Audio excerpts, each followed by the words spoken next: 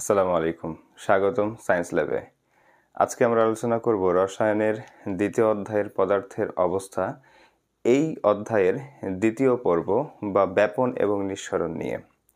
তো দেখা যাচ্ছে আমরা লিখেছি ব্যাপন। ব্যাপন অর্থ ব্যাপিত হওয়া বা ছড়িয়ে পড়া। এটা আমরা এভাবে মনে রাখতে পারি যে ব থেকে ব্যাপন, ব থেকে ব্যাপিত হওয়া বা ছড়িয়ে পড়া। ব্যাপন কঠিন, তরল বা গ্যাসীয় যে কোনো মাধ্যমে হতে পারে। যেমন এখানে আমরা ব্যাপনের কিছু এক্সাম্পল লিখেছি, যে কঠিন কঠিন ব্যাপন। তো দেখা যায় যে আমরা বিভিন্ন ধাতুর মিশ্রণ তৈরি করি, যেমন লোহা এবং কপার বা তামা। লোহা এবং তামা দুটি কিন্তু কঠিন ধাতু। এই দুটি ধাতুকে যদি আমরা একত্রিত করে তাপ দেই, তাহলে এই ধাতু দুটি কিন্তু গলে গিয়ে দুইটা ধাতুর একটা মিশ্রণ তৈরি হবে এবং সেখানে কঠিন লোহা এবং কঠিন তামা কিন্তু সমানভাবে ছড়িয়ে পড়বে বা সমানভাবে ছড়িয়ে থাকবে। এটাকে বলা হয় সংকর ধাতু। তাহলে কঠিন এবং কঠিনের উদাহরণ আমরা কি বলতে পারি? যে লোহা প্লাস তামা, এরকম যে কোনো ধাতু হতে পারে, শুধু লোহা এবং তামা নয়, আরও অন্যান্য ধাতুর মিশ্রণও হতে পারে কঠিন কঠিন ব্যাপনের উদাহরণ। এরপরে আছে কঠিন তরল। আমরা যদি পানির মধ্যে চিনি বা লবণ দিয়ে নাড়াই, তাহলে চিনি বা লবণ দ্রবীভূত হয়ে যাবে। তো কঠিন পদার্থ ছিল লবণ বা চিনি, সেটা তরল পদার্থ অর্থাৎ পানির মধ্যে দ্রবীভূত হয়ে যাচ্ছে বা ছড়িয়ে পড়ছে বা মিশে যাচ্ছে। এটা হচ্ছে কঠিন তরলের উদাহরণ। তাহলে চিনি এবং পানি, এই দুইটার মিশ্রণ কিন্তু কঠিন তরল বা কঠিন তরল ব্যাপন। আবার যদি বলি গ্যাস তরল, আমরা যে কোল্ড ড্রিঙ্কস খাই, সেই কোল্ড ড্রিঙ্কসে কিন্তু পানির মধ্যে উচ্চ চাপে কার্বন ডাইঅক্সাইড গ্যাস মেশানো হয়।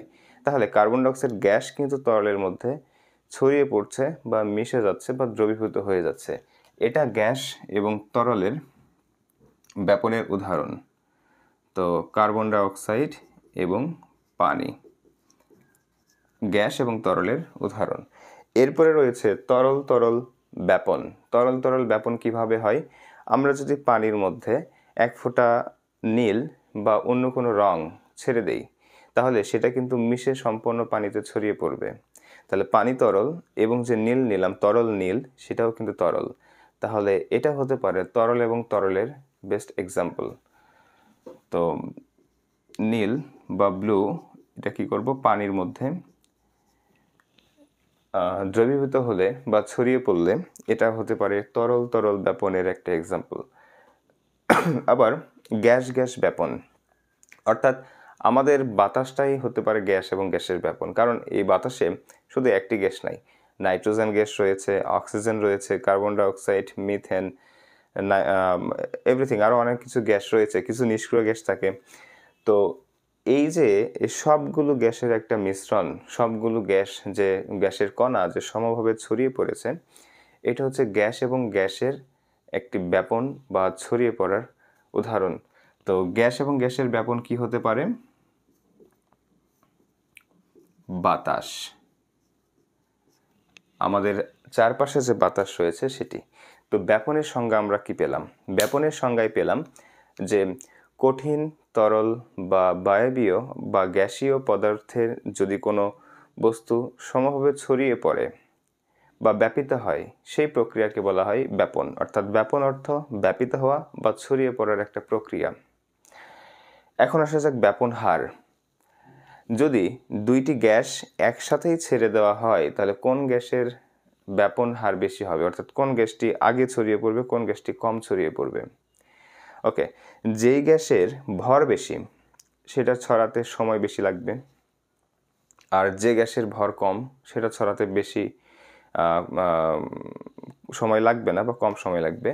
অর্থাৎ যদি একটা মোটা মানুষ হয় আর একটা চিকন মানুষ, এই দুজনকে আমরা দৌড়াতে দিলাম, তাহলে কে আগে দৌড়ে ফিনিশ লাইন অতিক্রম করতে পারবে? যে কিন্তু হালকা, সে আগে যেতে পারবে, সে আগে দৌড়ে ফিনিশ লাইন অতিক্রম করতে পারবে। ঠিক একই রকমের আমরা যদি এখানে কিছু গ্যাস লিখি, hydrogen gas, carbon dioxide gas, methane gas, এই তিনটা গ্যাসের নাম আমরা লিখলাম। এদের যদি ভর দেখি, আণবিক ভর, কারণ সবাই অনুর ভর হয় কি আণবিক ভর, আর পরমাণুর হয় পারমাণবিক ভর। তো হাইড্রোজেনের যদি আমরা ভর বের করি 2, কার্বন ডাইঅক্সাইডের যদি ভর বের করি, কার্বনের ভর 12 যোগ অক্সিজেনের ভর 16, অক্সিজেন আছে 2টা, তাহলে 12 যোগ 32 ইকুয়াল 44। মিথেনের যদি ভর বের করি, কার্বনের 12 প্লাস হাইড্রোজেনের 1, হাইড্রোজেন আছে 4টি, তাহলে টোটাল হলো 16। তো এখানে দেখা যাচ্ছে সবচাইতে ভর কিন্তু কম হাইড্রোজেনের, সুতরাং এ দ্রুত ছড়াবে, এ অনেক বেশি দ্রুত ছড়িয়ে পড়বে। এরপরে ভর কম হচ্ছে হাইড্রোজেনের থেকে একটু বেশি হচ্ছে মিথেনের, এটা কিন্তু আরো একটু ধীরে ছড়াবে।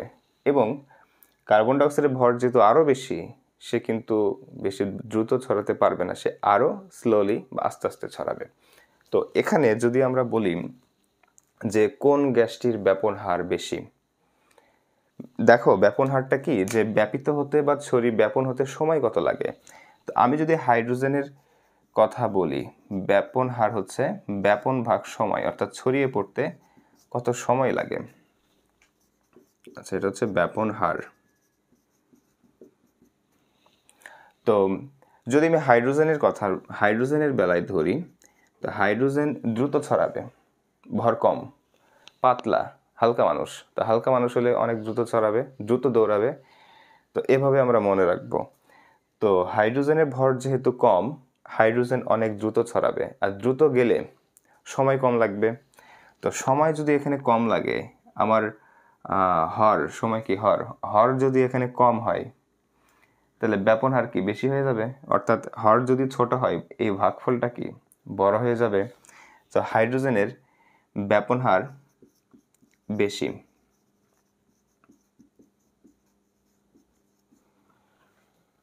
অর্থাৎ হাইড্রোজেনের ভর কম ও ছড়াবে তাড়াতাড়ি, আর যত তাড়াতাড়ি ছড়াতে সময় লাগবে কি কম। তো সময় বা হর যদি ছোট হয়, তাহলে ব্যাপন হার ভাগফলটা কি হবে, অবশ্যই বড় হবে, ব্যাপন হার বেশি। এরপরে যদি মিথেনের বেলায় বলি, মিথেনের বেলায় তাহলে এর ভর যেহেতু হাইড্রোজেনের চেয়ে একটু বেশি, তাহলে হাইড্রোজেন যত তাড়াতাড়ি ছড়াবে, মিথেন কিন্তু তত তাড়াতাড়ি ছড়াবে না, একটু ধীরে ছড়াবে। অর্থাৎ মিথেনের ছড়াতে একটু সময় বেশি লাগবে। তাহলে একটু যদি সময় বেশি লাগে, তাহলে এখানে হাইড্রোজেনের বেলায় ব্যাপন হার যা বের হয়েছে, আর মিথেনের বেলায় সময় যদি একটু বেশি লাগে হাইড্রোজেনের চেয়ে, তাহলে ভাগফলটা হরটা একটু বড় হয়ে যাবে, ভাগফলটা তখন ছোট হয়ে যাবে। অর্থাৎ মিথেনের ব্যাপন হার হাইড্রোজেন থেকে কম। একইভাবে যদি আমরা কার্বন ডাইঅক্সাইডের কথা বলি, এর ভর সবচেয়ে বেশি, সবচেয়ে ভারী মানুষ। তো ভারী যখন হবে তখন সে দৌড়াবে কম, অর্থাৎ তার দৌড়াতে সময় লাগবে অনেক বেশি, ঠিক আছে। সে ফিনিশ লাইন অতিক্রম করতে সময় বেশি লেগে যাবে। তো সময় যদি বেশি লাগে, হর যদি বড় হয়, ব্যাপন হার অর্থাৎ ভাগফল আরও ছোট হয়ে যাবে। তো যদি আমরা বলি কার্বন ডাইঅক্সাইডের বেলায় ব্যাপন হার সব থেকে কম। অর্থাৎ এখানে ফাইনালি আমরা যেটা বলতে পারি সেটা হচ্ছে যে আণবিক ভর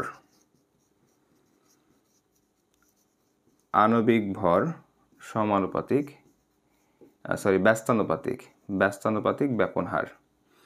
ব্যস্তানুপাতিক হচ্ছে বিপরীত আনুপাতিক, অর্থাৎ এপাশে বাড়লে এপাশে কমবে, এপাশে কমলে এপাশে বাড়বে, যেহেতু ব্যস্তানুপাতিক বা বিপরীত আনুপাতিক। তো এখানে দেখা যাচ্ছে যে যার আণবিক ভর বেশি তার ব্যাপন হার কম। কার্বন ডাইঅক্সাইডের আণবিক ভর বেশি, ব্যাপন হার সবচেয়ে কম। মিথেনের আণবিক ভর কার্বন ডাইঅক্সাইডের চেয়ে কম, এর একটু ব্যাপন হার কার্বন ডাইঅক্সাইডের চেয়ে বেশি, হাইড্রোজেন থেকে কম। আবার হাইড্রোজেনের আণবিক ভর সবচেয়ে কম, সুতরাং এর ব্যাপন হার সবচেয়ে বেশি, হাইড্রোজেনের ব্যাপন হার সবচাইতে বেশি। তো আমাদের বইয়ে সুন্দর একটা এক্সাম্পল দেওয়া আছে, আমরা জাস্ট এই লাইনটা মনে রাখবো। এই লাইনটা মনে রাখলেই কিন্তু আমরা যে কোনো প্রশ্নের উত্তর করতে পারবো। এসএসসি পরীক্ষায় মাঝে মধ্যেই আসে 4টি অপশন দিয়ে 4টি গ্যাসের নাম দিয়ে বলে নিচের কোন গ্যাসটির ব্যাপন হার বেশি। আণবিক ভর আমরা বের করব এবং যার ভর সবচাইতে কম তার ব্যাপন হার বেশি, অর্থাৎ সে বেশি দ্রুত ছড়িয়ে পড়বে। ওকে, এরপরে আমাদের বইয়ে একটা এক্সাম্পল দেওয়া আছে যে এরকম একটা কাঁচ নল নেওয়া আছে এবং এই কাঁচ নলের এই প্রান্তে রয়েছে HCl সিক্ত তুলা,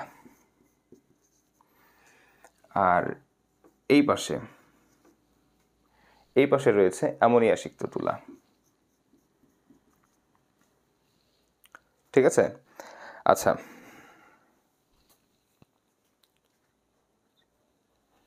ওকে, তো এখন এই HCl এবং NH3 অ্যামোনিয়া এই দুটি গ্যাস দুই প্রান্তে কাঁচ নলে নিয়েছি।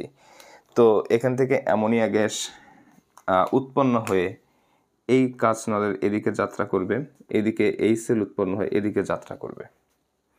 কিন্তু আণবিক ভর যদি দেখি, এই অ্যামোনিয়ার আণবিক ভর নাইট্রোজেনের 17 যোগ হাইড্রোজেনের 1 আছে 3টা, সরি নাইট্রোজেনের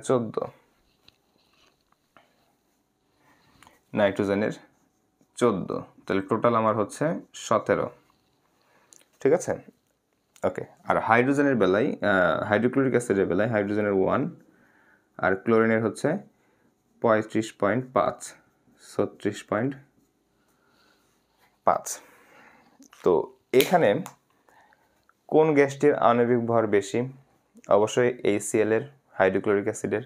অ্যামোনিয়ার আণবিক ভর কিন্তু কম। তো আণবিক ভর যখন কম, হালকা, আমি যদি এতটুকু একটা দৌড় প্রতিযোগিতা হয়, এতটুকু ডিস্টেন্সের, এর ভর কম 17 কেজি, এর ভর 36.5 কেজি, তাহলে হালকা যে সে আগে যাবে। অর্থাৎ এদের মিডিল পয়েন্ট যদি হয় এইটা মিডিল পয়েন্ট, তাহলে এই অ্যামোনিয়াটা মিডিল পয়েন্ট থেকে আর একটু দূরে, অর্থাৎ একই সময়ে এ যতটুকু দূরত্ব অতিক্রম করবে এ তার থেকে কম দূরত্ব অতিক্রম করবে। অ্যামোনিয়ার ভর যেহেতু কম, সে ছড়াবে দ্রুত, সে এই মিডিল পয়েন্ট থেকে ধরে নিলাম এই পয়েন্টে এসে অ্যামোনিয়া এই পয়েন্টে চলে আসলো। আর এর ভর যেহেতু বেশি, অ্যামোনিয়া এই পর্যন্ত আস্তে আস্তে HCl এই পর্যন্ত যাবে, কারণ এর ভর বেশি, এ খুবই আস্তে যাচ্ছে বা আস্তে ছড়িয়ে পড়ছে। তো এই পয়েন্টে এসে দুইটি গ্যাস মিলিত হবে, দুইটি গ্যাস অর্থাৎ HCl এবং NH3 মিলিত হয়ে উৎপন্ন করবে অ্যামোনিয়াম ক্লোরাইড গ্যাস উৎপন্ন হবে। তো এখন এখানে কথা হলো যে অ্যামোনিয়াম ক্লোরাইড গ্যাস কেন মধ্য পয়েন্ট, যেটা মিডল পয়েন্ট থেকে সরে আসলো? কারণ অ্যামোনিয়ার ভর এখানে কম, এ ছড়িয়ে পড়ছে বেশি, আর HCl এর ভর বেশি, এ ছড়িয়ে পড়ছে কম। অর্থাৎ অ্যামোনিয়া অর্ধেকের বেশি দূরত্ব অতিক্রম করবে এবং HCl অর্ধেকের কম দূরত্ব অতিক্রম করবে, এবং এই পয়েন্টে মিলিত হয়ে দুইটা গ্যাস যখন মিলিত হবে তারা উৎপন্ন করবে অ্যামোনিয়াম ক্লোরাইড। তো আশা করি সবাই বুঝতে পেরেছ। এটা এক্সাম্পলটা বইয়ে আমাদের দেওয়া আছে। আরেকটি গুরুত্বপূর্ণ টপিক হচ্ছে নিঃসরণ। নিঃসরণ একটি কথা বলি।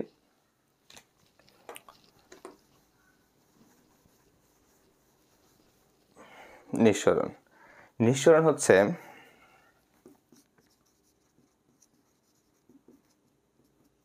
নিঃসৃত হওয়া